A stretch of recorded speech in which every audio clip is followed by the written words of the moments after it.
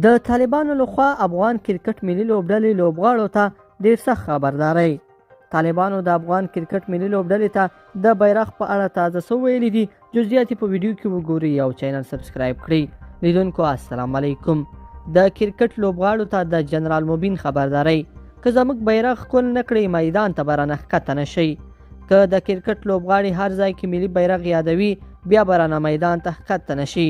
د اسلامي امارت د فرهنګي کمیسیون غړی جنرال مبین وایي چې موږ په زور راغلي یو، د هیڅ چا رای او نظر ته احترام نه لرو، او که د افغانستان د کرکټ لوبغاړي درې رنګه بیرغ یادوي نو بیا رانه د کرکټ میدان ته نشي ښکته کېدلی.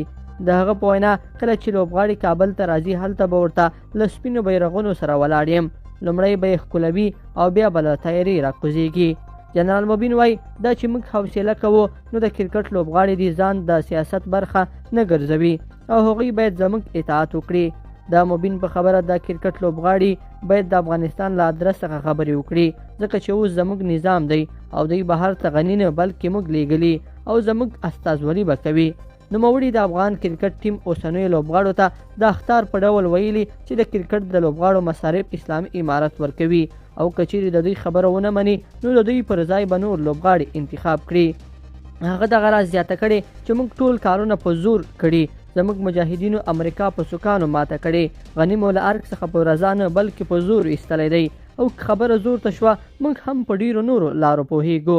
جنرال مبین د سکاټلند خلاف د افغان لوبډلې د لوبو ګټلو په پار د کوچي پښتونخوا د مشرانو مبارکانو ته په اشارې ویلي چې افغانان دې دومره کمزر کیږي نه چې د ISI د دوه جاسوسانو علي وزیر او محسن داوړ په خبرو تیر وځي. د مبین په خبره موږ چې څه وایو باید راسره ومنئ، زموږ نظام پارلماني نه دی او موږ څه انتخابات نه دي کړي چې ستاسو رایې ته احترام وکړو، موږ د سوکانو په زور راغلي وو.